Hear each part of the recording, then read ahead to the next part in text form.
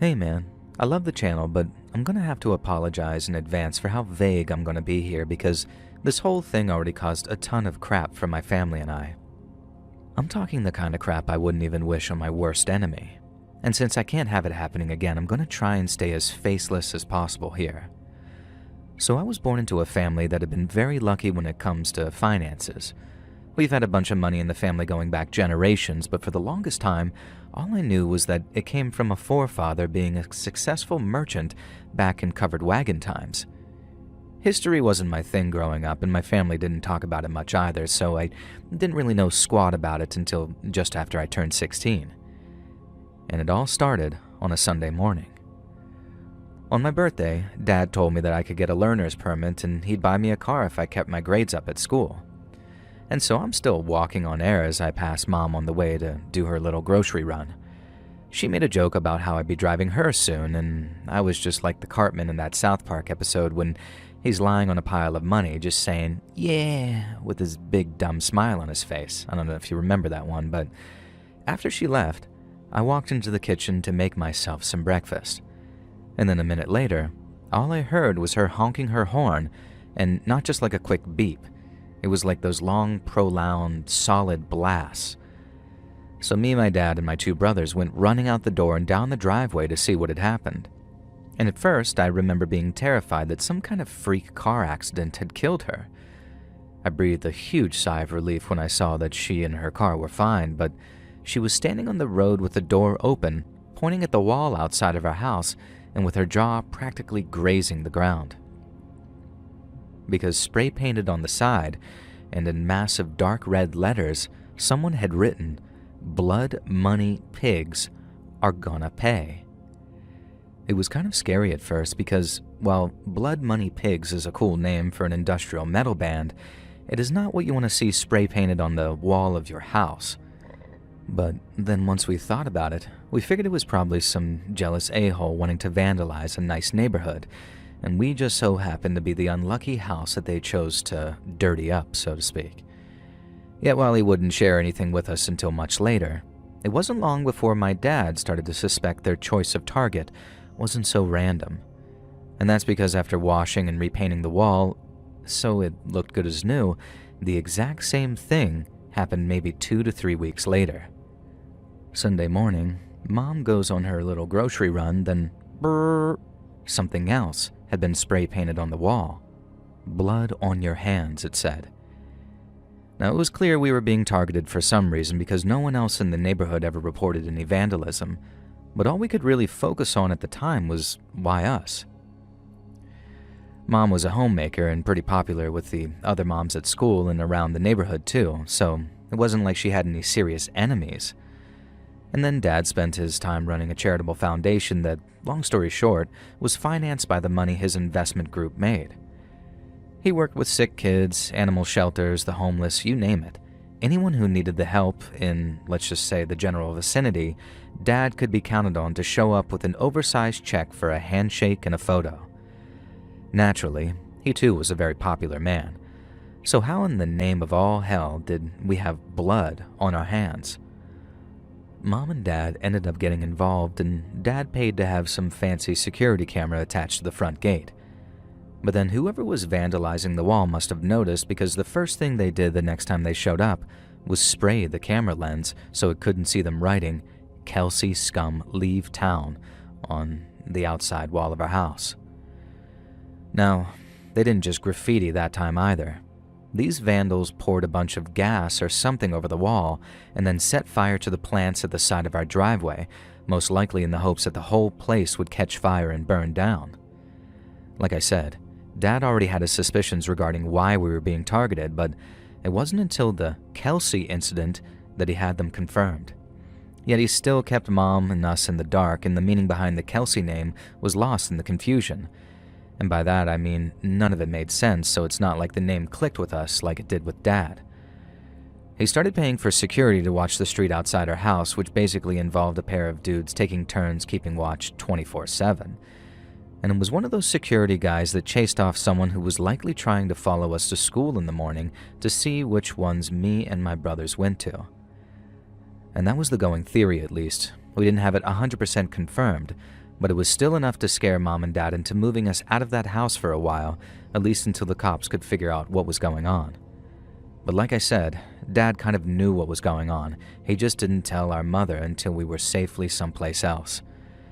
My brothers and I find out a whole other story too, but since it's way longer and takes place years after the graffiti stuff, I'll just write this like you're my mom finding out after we moved. So, sometime in the early 1840s, two of my ancestors made the journey from Kentucky to California. Andrew and Benjamin Kelsey bought cattle rights to a stretch of land near Clear Lake from a Mexican guy who worked with the local Pomo Indians to drive his herds. But when the Kelsey brothers took charge, assisted by a man named Charlie Stone, they weren't nearly as friendly with the Indians as the Mexican was.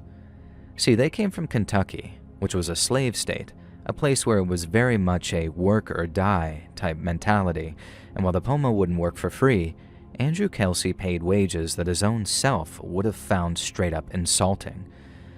Once they were set up, his brother Ben returned to some ranch they had and left Andrew and Charlie Stone to deal with the Pomo, and deal with them they did. One day, a disagreement between Charlie Stone and a Pomo warrior almost turned violent. Andrew Kelsey managed to defuse the situation and promised the Pomo better treatment, but just before dawn the next morning, he and Charlie rode around with their rifles, confiscating all the Pomo's weaponry at gunpoint.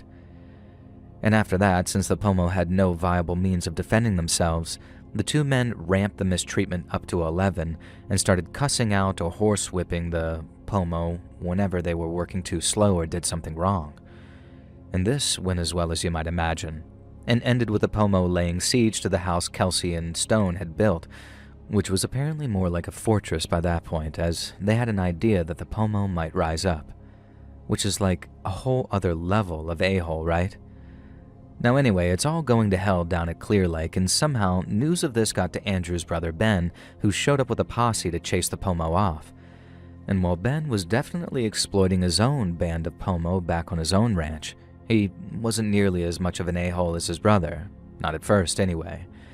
To defuse the situation, he promised the Pomo generous pay if they'd hunt down a band of native cattle rustlers who had been bothering him. Turns out these rustlers had been bothering the Pomo too, so not only were they too happy to hunt them down, but they dropped their dispute with Andrew after getting a big pile of cash from Benjamin. And before he left, Benjamin also warned his brother to start treating the Pomo better, or they'd do the same thing and rise up all over again. You think he might have taken his older brother's advice, but Andrew's dumbass went right back to the same old routine and treated those Indians like crap again. With the help of a bunch of ranch hands he hired, Kelsey took the Pomo's weapons away again. But that time, he also took away their fishing gear too, meaning they were entirely reliant on him for all their food and other essentials, and he gave them next to nothing.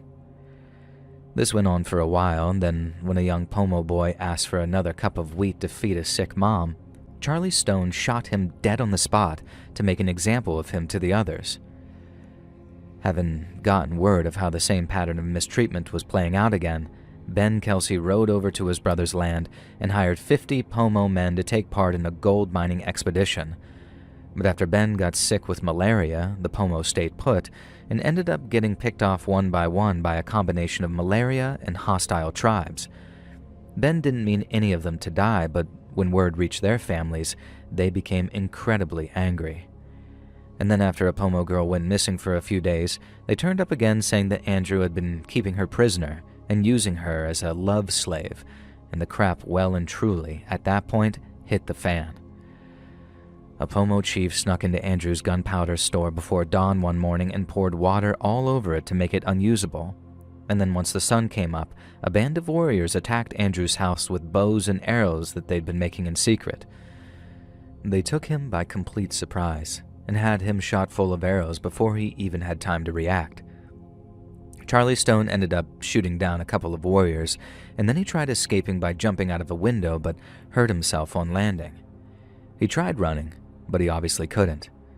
Then, after easily running him down, and this is according to my dad, the Pomo warriors bashed his head in with a rock, as a way of saying that he was too low and dishonorable to be killed with regular weapons.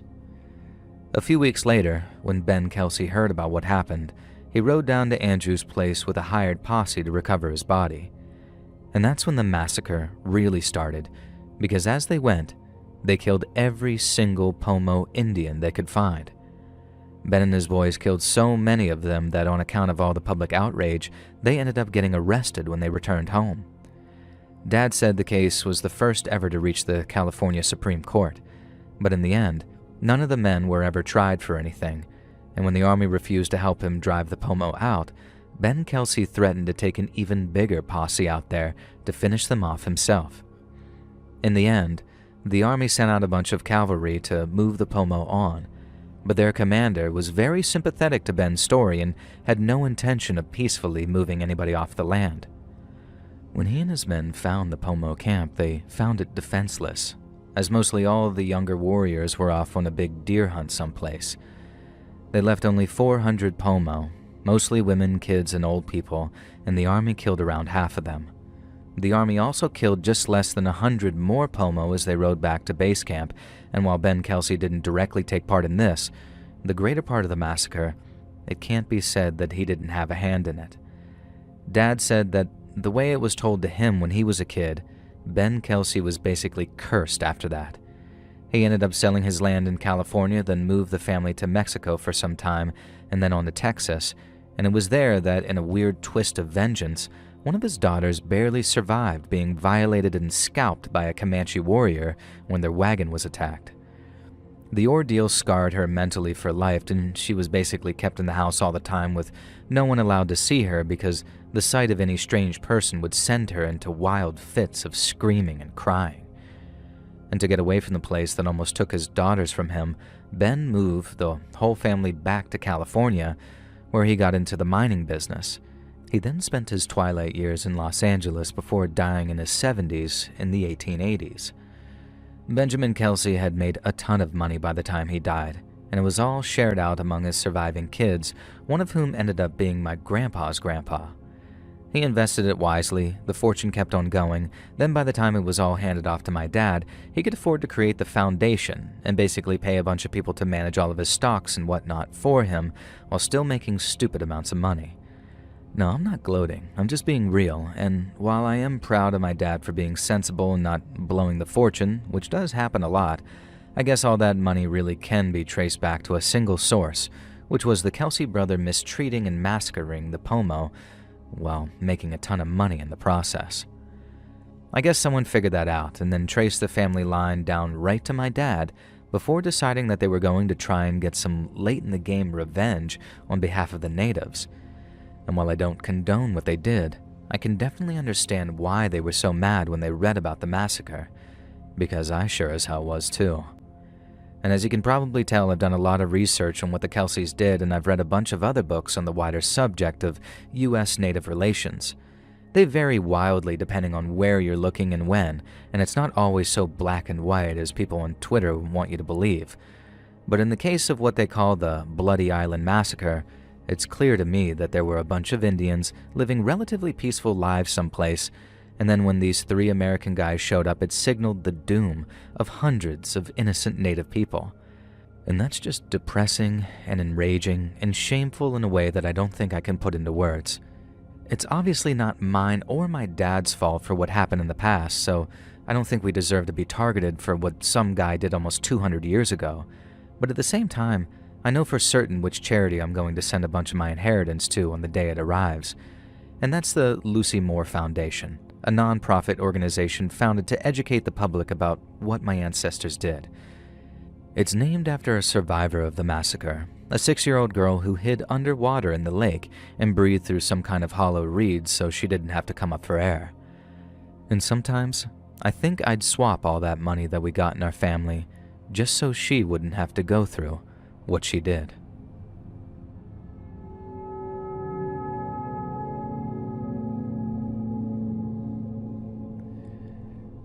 My name is Marie, I'm from France, and a few years ago, I decided to do some research on my family tree. To be specific, I wanted to know what my ancestors were doing around the time of the French Revolution, and my sister agreed it would be cool to know their story from that time, but strangely our mother didn't seem nearly as enthusiastic. She kept asking things like, "Why do you care? It was such a long time ago," or "Why are you wasting time on the past when you should be looking for a husband?" In a sense, I understood where she was coming from. I was single at the time, and my mother has always been very vocal about her desire for grandchildren. But I now know her questions were coming from a very different and much darker place in her mind. Tracing my great-grandparents was easy, but from there, things got more and more difficult until I hit a dead end. The earliest relative I could find was a woman named Marie-Louise Pauline Blanc, who died in 1850, yet for some reason I couldn't find any records detailing the location or date of her birth. She had a few brothers and sisters, including Louise Marie, who died in Paris in 1881. Yet once again, there was no information on where or when she was born, only that the first records of her existence in France began in 1834 when she was already a grown woman. Record-keeping from the time is notoriously unreliable or frustratingly incomplete, so at the time, I didn't find anything overly unusual about the absence of information. But then I discovered Marie-Louise and Louise Marie, who I suspected of having a very uncreative mother, had another sibling, a brother named Jean-Pierre Pauline Blanc, who helped me figure out why there was no record of my family in France prior to the 1830s. Because Jean-Pierre hadn't died in France like his sisters. He'd died across the Atlantic, in the storied city of New Orleans. I had no idea my ancestors were colonists, or that at least one of our family had made their way across the ocean to the New World. My sister was excited by the news and bid me to keep up my research. I believed our mother would react with the same kind of indifference, asking why I was bothering to dig up the past when it had no bearing on our present. But to my surprise, when I mentioned that one of our ancestors made his home in the Americas, she acted like I had spoken of raising the dead. She begged me to stop what I was doing and not to dig any further because pain and suffering was all it would bring. And it was then, and only then, that I realized that she knew a lot more than she was telling me. I gave her an ultimatum. Either she told me what she knew about her ancestors, or I'd keep on researching and find out for myself. And then after inviting me over to the house, this is what she told me. Our ancestors had migrated to New Orleans, but had done so via Ireland at the behest of Louis Barthélemy de McCarthy. It's unclear how the Frenchman earned his Irish second name. And there, he and his wife had a daughter they named Marie Delphine, who was born March 19th in 1787. Marie Delphine was just 4 years old when the Haitian Revolution broke out in 1791. Enslaved Haitians cast off the shackles of servitude, and the revolution peaked with the massacre of thousands of French colonists and slave owners whom their former slaves referred to as barbarians. Before the massacre of the French, the colonists punished enslaved rebels by binding them together, loading them onto ships, and then tossing them into the Caribbean Sea to drown. A French general also pioneered a primitive form of a gas chamber, locking hundreds of black prisoners in the holds of these ships and burning sulfur to asphyxiate them en masse. But that's not all. The French imported specialized Cuban bloodhounds trained to track, maul, and eat enslaved Haitians, sometimes holding public spectacles in amphitheaters where prisoners were bound to stakes and torn apart by these dogs for the entertainment of French officers. Yet most offensive to the enslaved were the public crucifixions that captured rebels were subjected to.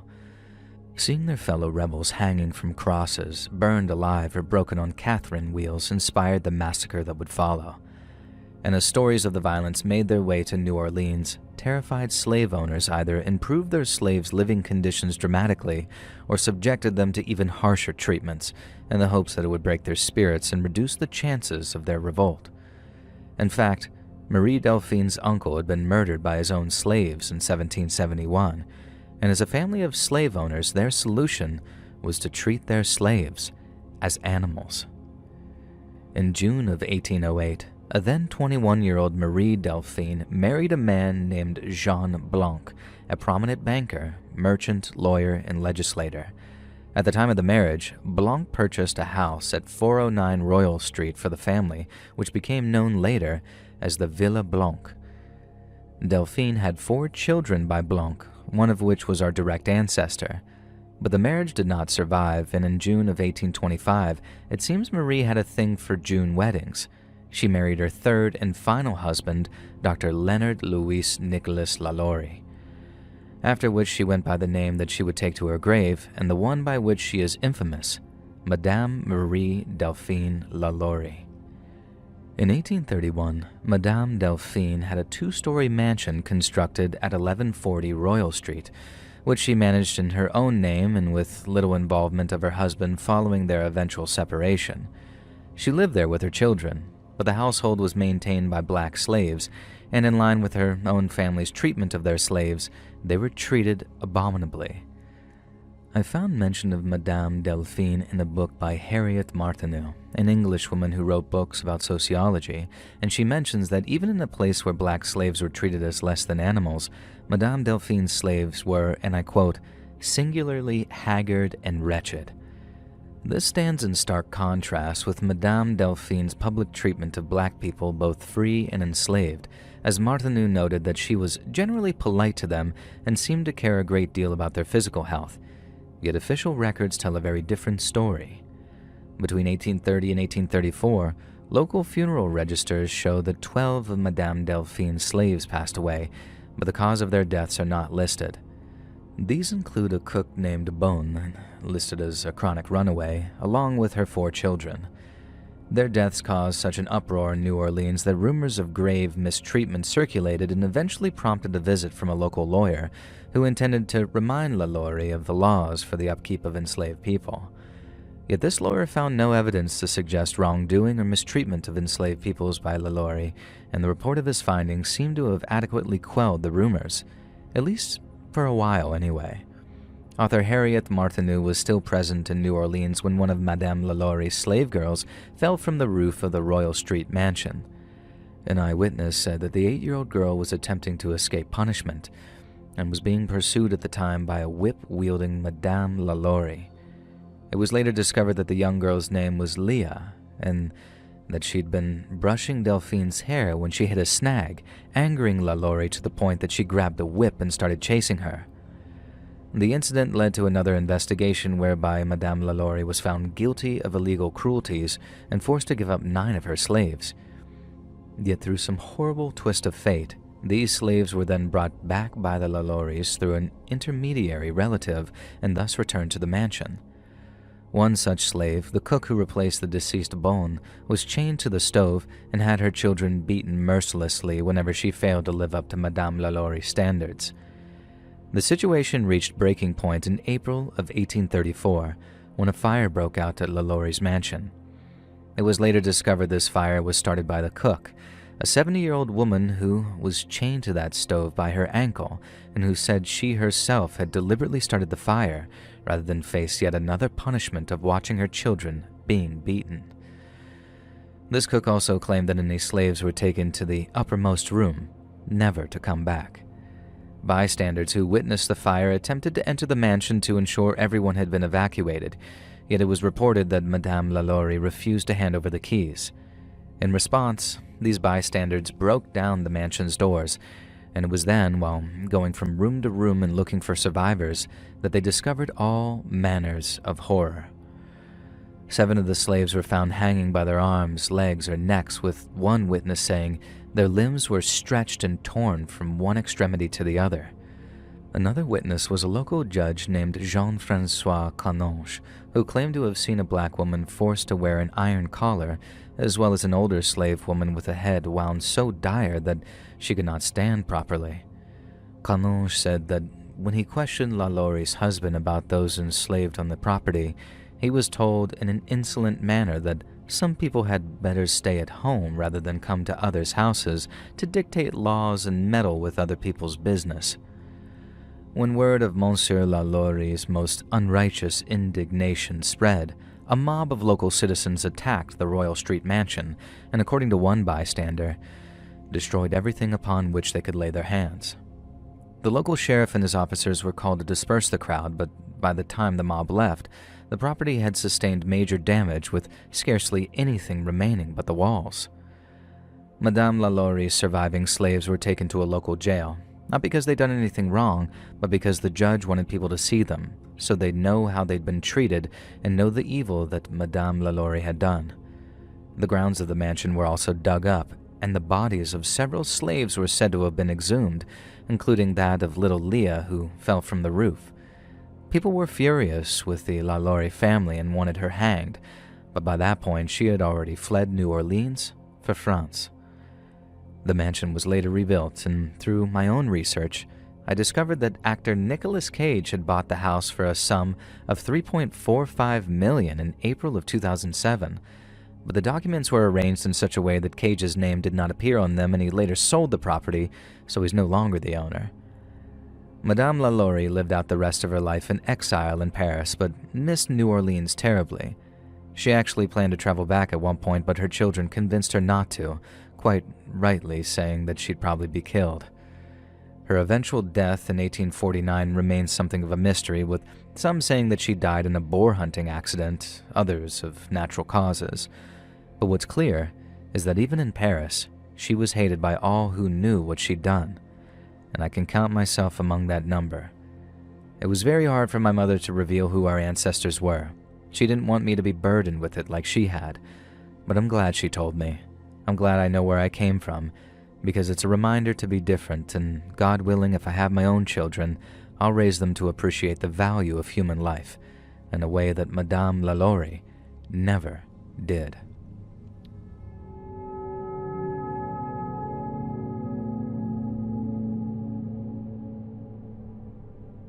Growing up, I never knew my paternal grandparents. I was told they died before I was born, but that wasn't entirely true. And it wasn't until my early 20s, when I was finally told this story, that I realized that I had an uncle I'd never met, too. My dad told me the story after he found some pot baggies in my room, kind of like a way of saying, you don't want that life. And boy, did he ever make his point. So, my dad was born at the tail end of the Depression, meaning he, my grandparents, and his siblings grew up in extreme poverty. They ranged in age pretty wildly too, because when my grandpa was still in diapers, his eldest brother was like 18 or 19, that sort of age. And they were so poor that Dad and his siblings sometimes went to bed without any dinner, and when they did eat, it was all Depression-era meals like hard times soup or poor man's pie. Dad said he didn't even get a pair of shoes until he was maybe 6 or 7 years old, and then my grandma and eldest aunt actually shared a pair so my aunt could walk to school and back. It was that kind of hard for them. Not just poor, but dirt poor, you know? And then one day, everything changed. From my dad's perspective, all he noticed was how his ma and pa got real happy all of a sudden, and how the family moved to a much nicer place not longer after they suddenly got happy.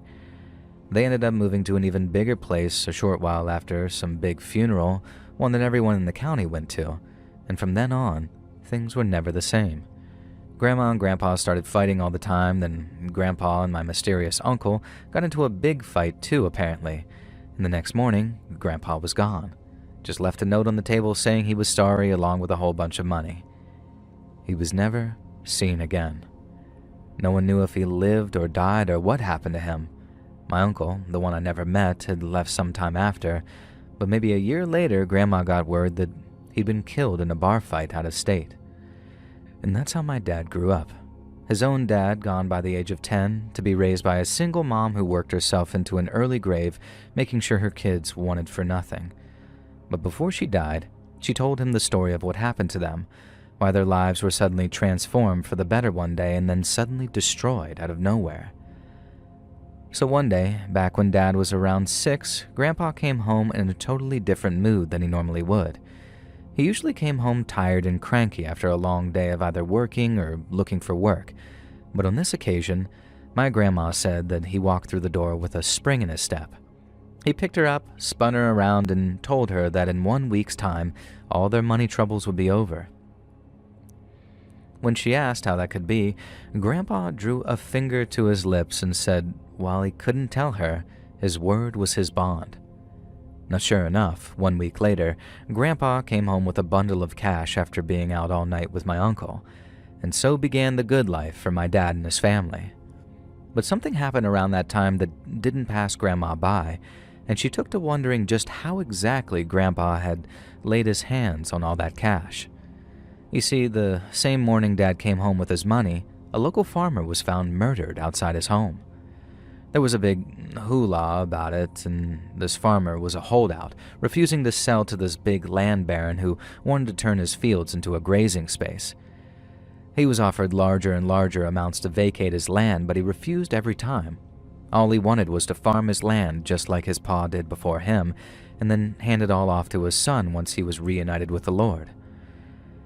That old land baron vowed to get the farmer's land by hook or by crook, so when he was found stabbed to death in the early morning, folks were obviously outraged, and they suspected the baron.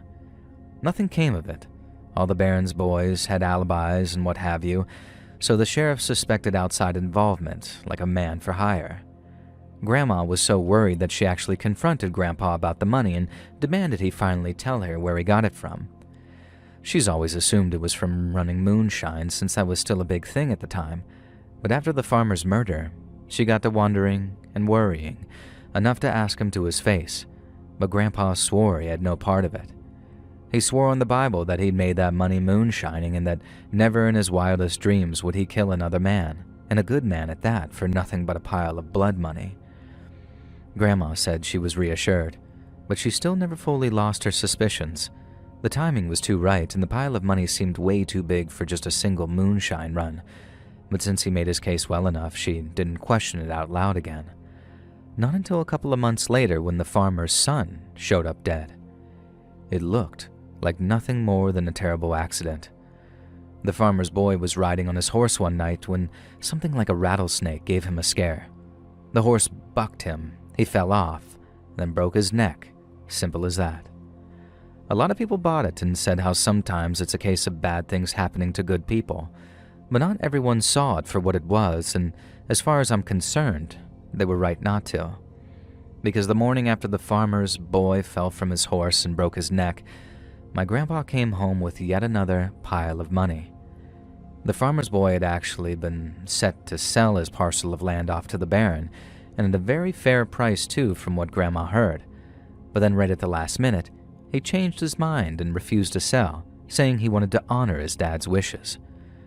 Tradition still means something around here, so everyone celebrated the decision, and that's not even a month or two later, and what do you know? But the farmer's boy has an accident. There was no investigation that time, and since the farmer's widow couldn't handle the day-to-day, she opted to sell it all off to the baron, only this time at a much, much lower price. There was another big funeral again, and like I said, another big pile of money. But since Grandma had been talking about a moonshine run for weeks in advance, she didn't think much of the timing. Or at least she tried not to think much about it, because the more she did, the more it ate at her. But then over time it got harder and harder not to think about it on account of the way my grandpa and uncle were acting. Part of the reason she was able to forget as much as she did after that first quote-unquote moonshine run was how Grandpa and Uncle acted. They weren't acting like they'd done anything wrong. They were drinking to celebrate, and they were very happy with the family's newfound wealth. But then after the second quote-unquote moonshine run, they were about as opposite as could be. It was like a dark cloud was hanging over each of them. They were surly, they hardly slept at all, and they were either drinking, playing poker, or arguing in hushed voices out on the porch at night. And then one night, after hosting a poker game at the house, the whole situation came to a head. One of the guests made a joke about killing a man over a game of cards, something which my uncle took great offense to. He asked the guest if he knew what it was like to kill a man, and then when the guest said no, scared and confused at my uncle's dark turn, he was told that he should shut his mouth and not joke about such serious things. The situation escalated to the point where my uncle made a not-so-veiled reference to having himself taken a life, and that's when Grandpa exploded. He beat the living hell out of my uncle, right there in front of the poker guests, then dragged him off to the woodshed and locked him inside to sober up. And after that, Grandma confronted her husband for a second time and asked him straight up if he'd gotten all that money from murdering the farmer and son. Grandpa never admitted it, but he broke down in front of her. Then he cried, and he cried, and he cried, for a long, long time, according to Grandma. He was drunk to high heaven, but it wasn't the whiskey that was stopping the words from coming out. Grandpa was just too distraught to speak on whatever was tearing the family apart. She laid him up in bed, tucked him in, then talked him off to sleep.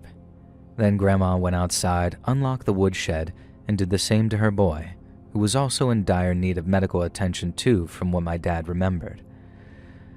Now, this meant Grandma didn't get her own self to bed for another couple of hours, and then when she woke up the next morning, sometime after dawn, she noticed my grandpa wasn't lying next to her. She got up to go look for him, and he was gone. And in his place, there was a big pile of money on the table, and a note saying how sorry he was for everything. Grandma pressed my uncle on what he and Grandpa had done, but kept up the lie about moonshining, most probably out of fear for the noose, but also because he was too damn proud to tell the goddamn truth. He ended up running away his own self not long after, but unlike Grandpa, where no one ever heard a word about him and his fate is a total mystery, my uncle ended up dying in a bar fight. Someone caved his head in with a piece of furniture, and I heard they swung for it too. Mom was real sad when they got the news, but she didn't cry at his funeral, not like my dad and his siblings did, because in a sense, her son was dead already. It was just a matter of time before it caught up with him. Grandma ended up moving upstate, where she took a second husband. She died before my dad turned 18, some say of a broken heart, and the man she married stepped up and raised her kids like his own until they were all ready to fly the nest. I never got the chance to meet the man. Heck, I never got a chance to meet my grandma or grandpa, but if I did, I'd shake the man's hand for stepping up and being the father my own grandpa should have been. Because despite all he'd lived through, my dad turned out to be a pretty okay guy, and I miss him very much.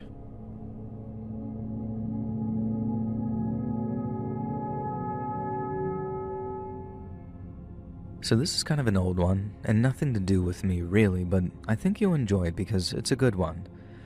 So I didn't know this until I was like 20-something, but it turns out I'm descended from a man named John Stratton, who was part of the first wave of Americans to come over. Now, it's all total word of mouth, like it isn't even in any history books as far as I know anyway, but the story goes that he arrived with his family in 1610, right around the time the colony was set to be abandoned because everyone was starving. He sailed on a relief ship commanded by a guy called Baron de la Warre, who the state of Delaware is named after, and their arrival was hugely celebrated because it meant the colony could keep going. But my forefather, being a deeply religious man, didn't think much of the colony at all. He sent for his family not long after he'd secured a home for himself, but I guess he was always planning on leaving, because while he was waiting for them to arrive, he went around recruiting a bunch of other like-minded religious types to form a sort of breakaway colony. When his family arrived, John pulled the trigger and announced that he, his family, and several others were headed out into the wilderness to form a village of their own, one that would actually obey God's laws, instead of flouting them like they did in Jamestown. I guess I do kind of see things from his perspective too, because Jamestown docks were basically a haven for all kinds of scumbag pirates, not to mention the working girls who served them. So if he was super religious like he was, it figures he got sick of it and decided to leave. Now anyways, so John and the other Puritan families left Jamestown sometime in 1611 and made their way into the woods until they found a clearing that'd make a good space for a small village. They built everything from the ground up, and then within a couple of years, the village was thriving. They'd hauled timber and animal skins back to Jamestown to trade for other goods, but aside from that, they didn't want anything to do with them. They lived by the Bible's laws and used it like a kind of early game constitution, citing its verses whenever they needed a solution to a problem or needed to resolve a conflict. So, time goes by, and something like 10 years after the village was founded, John Stratton was calling himself a minister and was basically the village patriarch who guided his flock in all manners, both earthly and heavenly. But from what I can gather, he had two major problems. The first were the natives, because by 1620, relations had worsened dramatically and it seemed like war between themselves and the settlers was coming no matter what. But the second of John's two problems came in the form of his own flesh and blood. John had around 9 sons and daughters, and They're just the ones who survived, and while the majority of them honored their mother and father, like the Bible told them to, one of them wasn't nearly so unquestionably obedient. And to me, Thomas Stratton sounds like a lot like your average teenager these days. He thought the village was boring and lame, and he wanted to go back to Jamestown, and all he had to do was hunt, smoke tobacco, and go walking with his village crush, the girl he wanted to marry. But on the other hand, his dad either wanted him in church or in the fields, and said he was too young and cocky to be a hunter without hurting either himself or someone else. But as you can imagine, this wasn't what young Thomas wanted to hear, and he disobeyed his dad more than once by heading out into the woods and trying to catch deer without permission. John forgave his son for the first time he caught him, but he warned him not to do it again. Then when he did and showed a complete disregard for his dad's wishes, John Stratton decided to make an example of his son. Thomas was still only 14 or 15 at this time, so John had no problem dragging him into the small village square and holding his son down while he dragged down his pants. He then spanked his boy, like spanked his bare ass in front of everyone, while quoting lines from Proverbs. "Whoever spares the rod hates his son, but he who loves him is diligent to discipline him. And train up a child in the way he should go, even when he is told he will not depart from it." I guess John figured that this would fix his boy and that public humiliation would make him think twice about being disobedient in the future. But as most of y'all can probably guess, it didn't do anything of the sort. Being publicly shamed and spanked made Thomas hate his father. I mean, go figure, right? But he went from some happy-go-lucky rebellious teenager to open defiance, returning the shows of public humiliation on a daily basis by refusing any command that John saw fit to give him. Thomas refused to even hunt when given direction, and would wait until his dad asked him to do something else before grabbing his musket and heading off into the woods with the family's hunting dog. And this kept going on for years, with John getting angrier and angrier and despairing over what to do with young Thomas. But by that time, Thomas was basically a grown-ass man, one who could use a musket really well and couldn't be dragged into the town square for a spanking. John waited years hoping his son's rebellious streak would disappear if he just ignored it. But when Thomas finally announced he was leaving the village and was returning not just to Jamestown, but to England, John decided that was not going to happen. The night before Thomas was due to leave for Jamestown, his father gave the impression that he'd accepted it, but was still sad to see him leave. John and Thomas had a little heart-to-heart about how the younger of them needed to make his own way in life, and I'm guessing they must have done the 1600s version of hugging it out, because when Thomas went to bed that night, he didn't suspect a thing. Meanwhile, once Thomas is asleep, his dad goes round and rounds up all the men in the village who were ride or die loyal to him. And then they snuck into Thomas's bedroom, dragged him out of bed, and beat the living crap out of him till he was either out cold or punch drunk enough to drag him off into the woods without him trying to fight. They dragged him out to a spot that John had spent some time the previous day. But while he claimed that he was only going into the woods to talk God, he'd also been mighty busy digging a big old pit that they threw Thomas into when they arrived. John and his buddies then went about burying Thomas up to his chest in soil, and then by the time his senses returned to him, his hands were tied, and it was too late to do anything but struggle against the weight of all that soil. Thomas begged his father to let him go, but all John did was quote a verse from Deuteronomy, and the one about what to do with rebellious children. And for the sake of the story, I'll just copy and paste the most relevant parts so you all have an idea of the last things Thomas heard. "Bring him out to the elders of his city at the gate of a place where he lives, and they shall say to the elders of his city, 'This is our son, stubborn and rebellious. He will not obey our voice. He is a glutton and a drunkard.' Then all the men of the city shall stone him to death with stones. So you shall purge the evil from your midst, so that all the people will hear and fear." After that, when John was done explaining himself to his son, he and his buddies picked up the rocks that they'd piled in a wide circle around the hole. Then they started throwing them at the boy as hard as they could. They smashed the boy's head into a bloody pulp, and they didn't stop until they were absolutely certain he was dead. And then, according to the story, they dug the hole out a little more, laid him in what had always been intended as a grave, then piled the earth on top of him again and walked back to the village. John told everyone that Thomas had left early that morning and that he'd wished him well on the road back to Jamestown. I don't know exactly how it happened, but the truth got out somehow. My great aunt Kathy says that she was told that some wild dogs dug Thomas's body up and a hunter found pieces of him all over the woods. But my mom says that she heard it differently, and that John actually confessed to his wife about what he'd done, who reassured him that he'd done the right thing. Either way, John almost completely got away with it, and if it wasn't for one of his other sons who let everyone know what had happened to poor Thomas, I don't think anyone would have ever found out the truth. Things went on as normal for a year or so, and then remember I said about relations between the natives and the settlers breaking down?